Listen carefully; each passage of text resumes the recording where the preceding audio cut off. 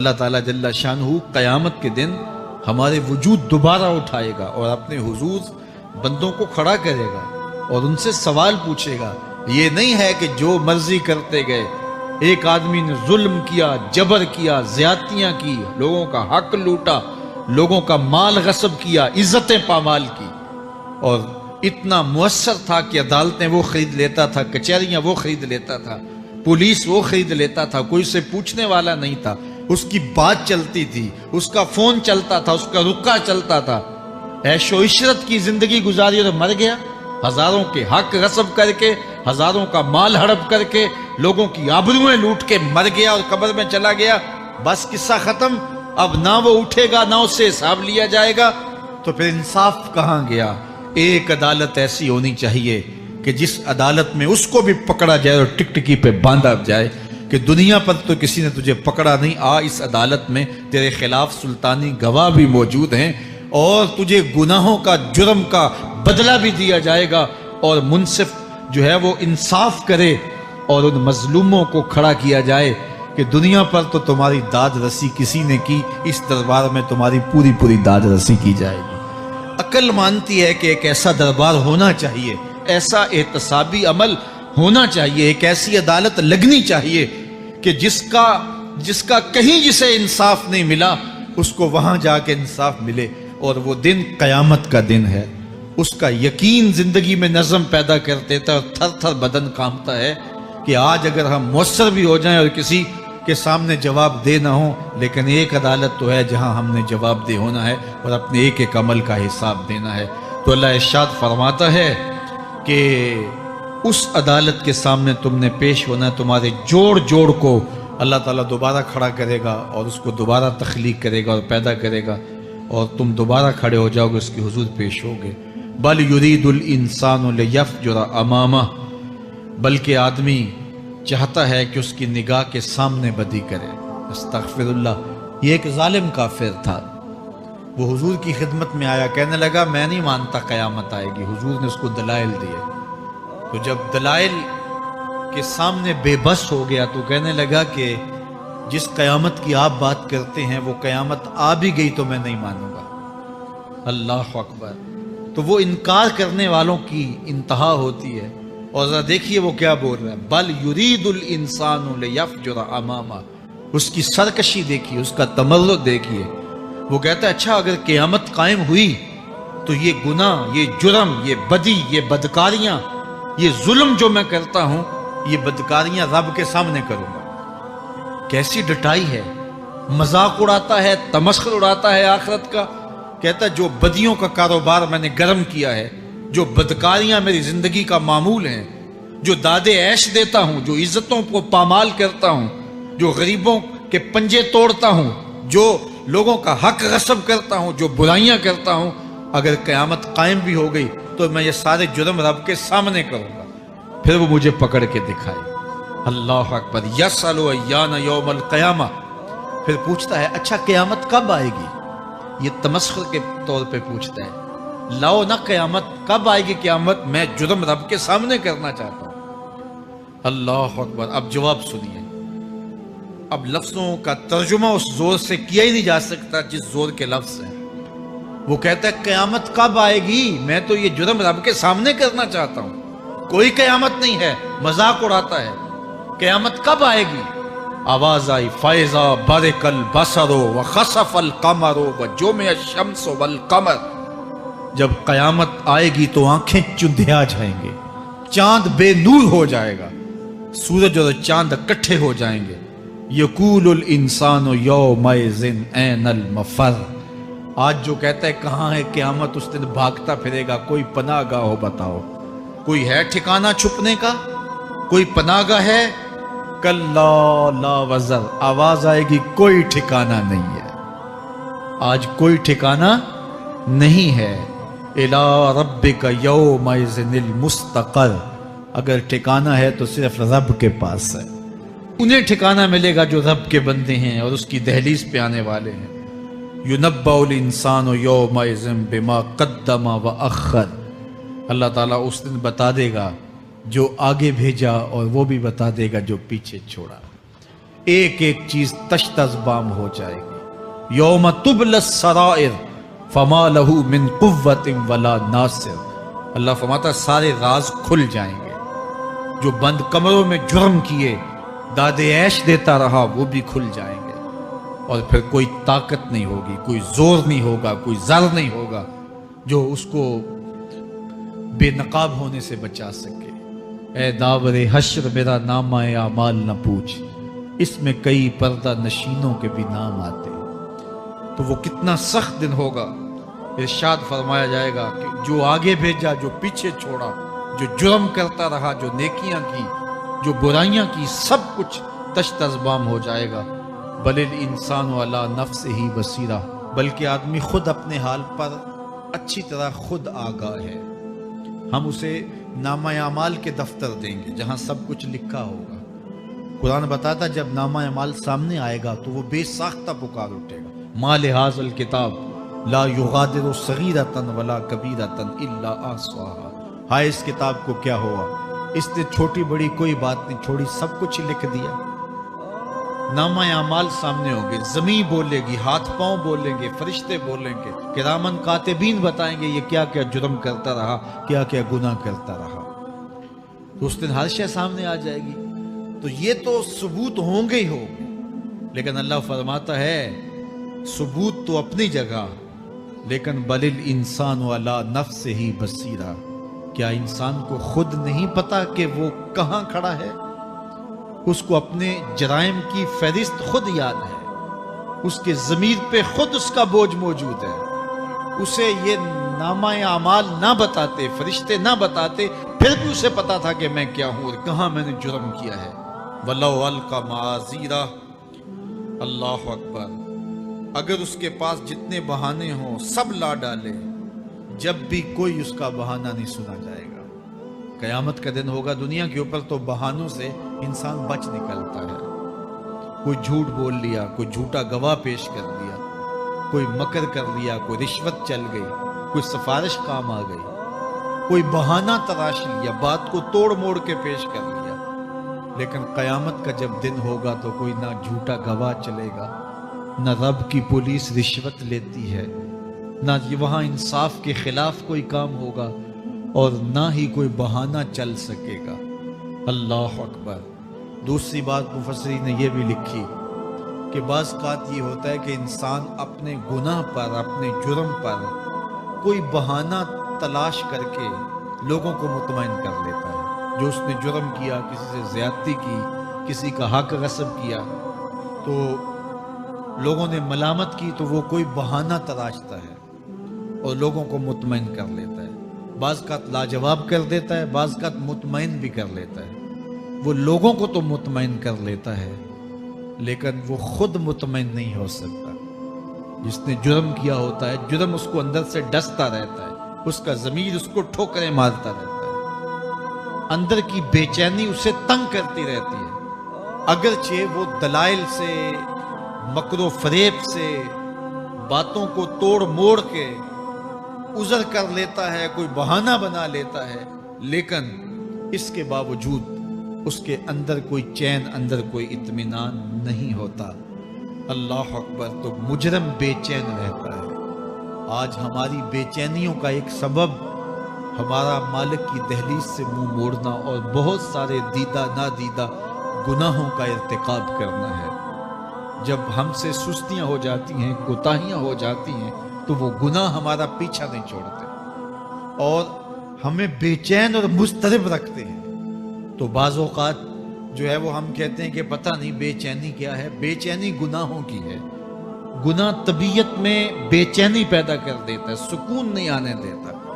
اطمینان کی دولت چھن جاتی ہے جب کوئی شخص گناہ کرتا ہے. اور یہ لازمی نہیں ہے کہ وہ کسی کا حق غصب کرے، اس نے کسی کی عزت ہی پامال کی ہو، اس نے کسی کی آبرو پہ حملہ کیا ہو.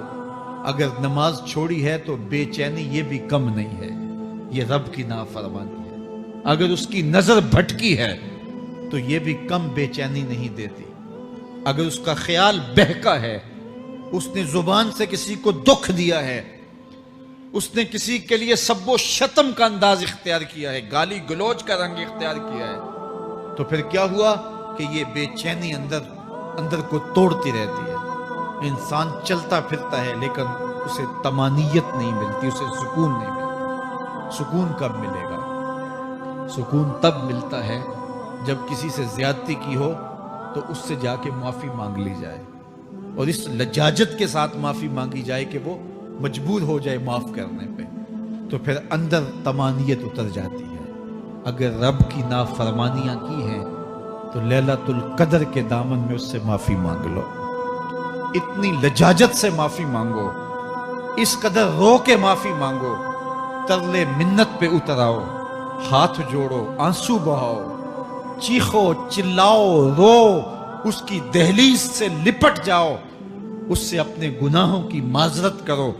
جب مالک نے معاف کر دیا اندر کی ساری بے چینیاں مٹ جائیں گی، دل کو قرار مل جائے گا، دل کو تسکین نصیب ہوگی. تسکین اس کی دہلیز سے تمہیں ملے گی، یہ اندر سے پھوٹتی ہے، باہر سے نہیں آتی ہے. تسکین کے قافلے اندر ہی اترتے ہیں، اندر سے اس کے سوتے پھوٹتے ہیں، اس کے چشمے پھوٹتے ہیں. ہم باہر سے ڈھونڈتے ہیں، باہر سے تسکین نہیں ملتی، یہ اندر سے آئے گی. اس لیے اس دل کے اوپر لگے ہوئے میل کچیل کو، غلاظت کو دور کر لو اور کھرچ دو دل کے اوپر پڑے ہوئے جتنے بھی زنگ ہیں. تو پھر نتیجہ کیا ہوگا؟ دل ستھرا ہوگا، مصفہ ہوگا، مزکا ہوگا، تو پھر دل پر نور ہوگا، تو پھر آپ کو زندگی گزارنے کا لطف اور سرور اور مزہ آنے لگ جائے گا. تو انسان جب دلیلیں تراشتا ہے، اس سے ایک بعض اوقات اپنے آپ کو بھی مطمئن کرنے کی کوشش کرتا ہے، اوروں کو بھی مطمئن کر لیتا ہے، لیکن حقیقت میں اطمینان نہیں ہوتا، وہ بے چینی ہوتی ہے. تو اللہ تعالیٰ جل شانہ اس کہانی کو بیان کرتے ہوئے ایک اور مضمون کو بیان کیا، اور یہ بالکل درمیان میں جملہ معترضہ کے طور پہ جو ہے وہ نظر آ رہا ہے کہ بات تو چل رہی ہے، تو اچانک اللہ اپنے محبوب سے مخاطبہ فرماتا ہے اور کیا ارشاد کرتا ہے؟ لا تحرک بہ لسانک لتعجل بہ. تو یہ اچانک بات کیوں آ گئی؟ اصل بات یہ تھی کہ جب وحی نازل ہوتی تو آقا کریم علیہ السلام ہمہ تن گوش ہو کے اس وحی کو سنتے، پھر اس کو محفوظ کرنے کی فکر ہوتی کہ جو میں نے سنا ہے وہ اچھی طرح مجھے یاد ہو جائے. اور پھر آقا کریم علیہ السلام کی تیسری فکر یہ ہوتی کہ اس کے جو معارف ہیں، اسرار ہیں، اور اس کے جو ثمرات ہیں، اس کی جو تفصیلات اور نکلنے والے اس کے نتائج ہیں، وہ بھی اچھی طرح جو ہے وہ میں سمجھ پاؤں. تو یہ تین مشقتیں بیک وقت حضور گوارا کر رہے ہوتے. اب قیامت کا ہولناک منظر جو پیش کیا گیا، اور پھر انسان جب اپنے رب کی نافرمانی کرتا ہے تو جو اس کا حال ہوتا ہے، تو یہ سارے مضامین کو اللہ کے محبوب سن رہے تھے. حضور کے قلب اطہر پر گرانی آئی، اور میرے رب کو کیسے گوارا تھا. جو حضور سن رہے تھے جلدی جلدی اس کو زبان پہ لانا چاہ رہے تھے تاکہ وہ اچھی طرح ازبر ہو جائے، لیکن اللہ نے محبوب کی اس مشقت کو دیکھا تو فرمایا لا تحرک بہ لسانک لتعجل بہ. محبوب آپ اپنی زبان کو جنبش نہ دیں، آپ جلدی کرتے ہیں تاکہ وہ جو میں نے سنا ہے وہ میری زبان پہ آ جائے. ان علینا جمعہ و قرآن، یہ ہمارے اوپر ہے، ہم آپ کے دل میں جمع بھی کریں گے، جو آپ کو سکھایا ہے وہ آپ کو یاد بھی رہے گا، وہ آپ بھول نہیں سکیں گے. فَإِذَا قَرَأْنَاهُ فَاتَّبِعْ قُرْآنَهُ، اور جب ہم پڑھ لیں تو پھر اس کے بعد آپ اس کو دہرائیں پڑھیں.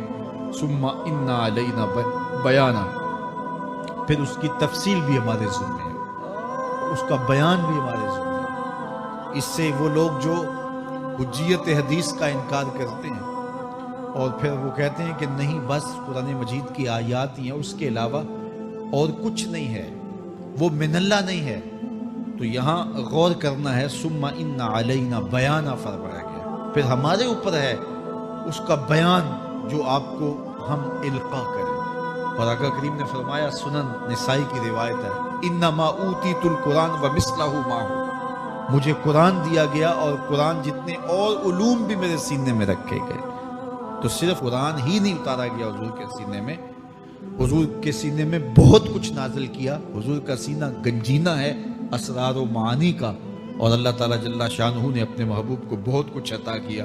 یہ بیان کرنے کے بعد فرمایا کلا بل تحبون العاجلہ وتذرون الآخرہ. اللہ اکبر. کوئی نہیں بلکہ یہ جو تم لوگ ہو اے کافرو، تم اس چیز کو پسند کرتے ہو جو بالکل نقد ہے، جو جلد ملنے والی ہے۔ دنیا کا سودا نقد ہے، دنیا کے نفع نقد ہیں، دنیا کی لذات نقد ہیں۔ شیطان کہتا ہے اب چوری کرو اب مال آئے گا، اب زنا کرو اب لذت ملے گی، اب ڈاکہ کرو اب امیر ہو جاؤ۔ تو دنیا کے سودے نقد ہیں اور آخرت کے وعدے ادھار ہیں۔ اور ارشاد فرمایا بل تحبون العاجلہ، تم دنیا کی جو عاجل چیزیں ہیں، جو بالکل نقد سودے ہیں، تم ان کے پیچھے پڑتے ہو، وتذرون الآخرہ، اور آخرت کو چھوڑتے ہو۔ دوسرے مقام پہ ارشاد فرمایا سورہ الاعلی میں بل تؤثرون الحیات الدنیا والآخرۃ خیر وابقی، تم دنیا کی جیتی زندگی کو ترجیح دیتے ہو، حالانکہ آخرت بہتر بھی ہے اور دائمی بھی۔ میں آپ کی توجہ چاہوں گا، آخرت بہتر بھی ہے اور دائمی بھی، لیکن تمہاری ترجیح یہ دنیا ہے جس کی آخرت کے مقابلے میں کوئی حیثیت ہی نہیں ہے۔ حضور نے ارشاد فرمایا اگر کسی کو جنت میں ایک کوڑا رکھنے کی جگہ مل جائے، ایک ڈنڈا رکھنے کی جگہ مل جائے، دنیا و ما فیہا کی دولتوں سے وہ زیادہ قیمتی ہے۔ 7 براعظموں پہ پھیلی ہوئی کائنات، سمندروں کی تہوں میں قیمتی موتی، پہاڑوں کے دامن میں قیمتی معدنیات، مالیاتی اداروں کے پاس سرمائے، لوگوں کے پاس دولت کے انبار، یہ سارے اکٹھے کر لیے جائیں اور ان کی قیمت لگائی جائے، اور جنت میں ایک ڈنڈا رکھنے کی جگہ، ایک عصا رکھنے کی جگہ، ایک کوڑا رکھنے کی جگہ، وہ جگہ پھر بھی زیادہ قیمتی ہے۔ پراپرٹی ویلیو ہوتی ہے نا، وہ کہتے ہیں کہ دور دراز دیہات سے 10 ایکڑ فروخت کریں تو یہاں ہمارے بائی پاس پہ اگر لیں تو 1 کنال جگہ آئے گی، 10 ایکڑ فروخت کر کے یہاں 1 کنال ملے گی۔ اور اگر آپ مزید اس کو فروخت کر کے مزید جو ہے وہ کسی مہنگے علاقے میں چلے جائیں تو ہو سکتا ہے 2 مرلے اس 10 ایکڑ کے مقابلے میں آئیں۔ تو اس طرح مختلف جگہوں کی پراپرٹی ویلیو ہوتی ہے۔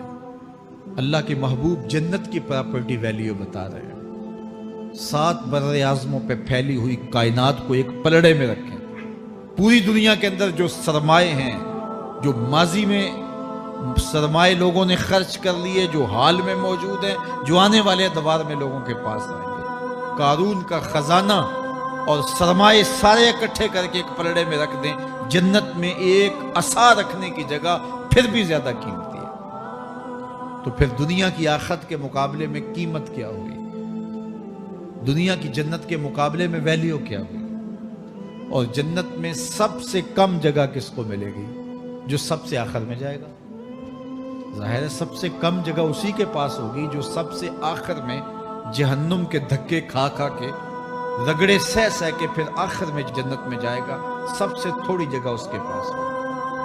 حدیث پاک میں آتا ہے، بخاری میں آتا ہے، حضور نے ارشاد فرمایا کہ جب جہنم سے آخری جہنمی نکالا جائے گا تو اللہ تعالیٰ اسے پوچھے گا بتا تیری کوئی آرزو؟ تو وہ کہے گا مالک یہ آرزو ہے، یہ آرزو ہے، مختلف آرزویں بتائے گا۔ اللہ فرمائے گا لکا ما تمنیت، جو تو نے آرزو کی جا جا تجھے میں نے عطا کر دی، اب جنت میں چلا جا۔ تو اس کی تو توقع یہ ہوگی کہ سایہ دیوار جنت میں جگہ مل جائے تو غنیمت ہے، اور اگر جنت کے اندر جاؤں تو کوئی جھونپڑا مل جائے 2 مرلے کا تو وہ بھی کافی ہے۔ لیکن اللہ اسے کتنی جگہ دے گا؟ اللہ فرمائے گا جا جنت میں، تیرے لیے جنت میں دنیا سے 10 گنا جگہ ہے۔ 7 برے اعظموں کو 10 سے ضرب دے تو کہا کہ دنیا سے 10 گنا جگہ تیرے لیے۔ اس کو یقین ہی نہیں آئے گا، وہ کہے گا تسخر وانت الملک، میرے رب تو بادشاہ ہو کے مجھ سے مذاق کر رہا ہے؟ اللہ فرمائے گا نہیں، تیرے لیے 10 گنا جگہ ہے، اور اس کے لیے 10 گنا جگہ ہوگی جو سب سے آخر میں جنت میں جائے گا۔ میں آپ کی توجہ چاہوں گا، جو آخری جنتی ہے اس کے پاس کتنی جگہ ہوگی، کتنی پراپرٹی ہوگی؟ آج تو 2 10 20 50 مربع کسی کے پاس ہوں تو وہ اتراتا ہوا چلتا ہے کہ میں اتنا بڑا ذمہ دار ہوں۔ جنت میں آخری جنتی کی جگہ کتنی ہوگی؟ دنیا سے 10 گنا جگہ۔ تو داتا گنج بخش علی حجویری کی جاگیروں کا عالم کیا ہوگا؟ بابا فرید الدین گنجے شکر کی جاگیروں کا عالم کیا ہوگا، پھر اصحاب رسول کی جاگیروں کا عالم کیا ہوگا۔ قیمتی کتنی جگہ کہ ایک ڈنڈا رکھنے کی جگہ مل جائے دنیا و ما فیہا سے وہ قیمتی، اور وہ قیمتی جگہ دنیا سے 10 گنا جگہ اس کو دی جائے گی جو سب سے آخر میں جائے گا۔ تو مجھے بتائیے اس سے بڑا بے وقوف کوئی ہے جو آخرت کو برباد کر کے دنیا کا سودا کرتا ہے؟ بل تؤثرون الحیات الدنیا والآخرۃ خیر وابقی، کہا آخرت بہتر بھی ہے اور دائمی بھی ہے، نہ ختم ہونے والی زندگی ہے۔ تو یہاں بھی ارشاد فرمایا کلا بل تحبون العاجلہ وتذرون الآخرہ، تم نقد کے پیچھے دوڑتے ہو، آخرت جو ادھار ہے اس کی پرواہ نہیں کرتے ہو۔ یہ نقد تمہیں مل بھی جائے، پہلی تو بات ہے ملتی نہیں ہے،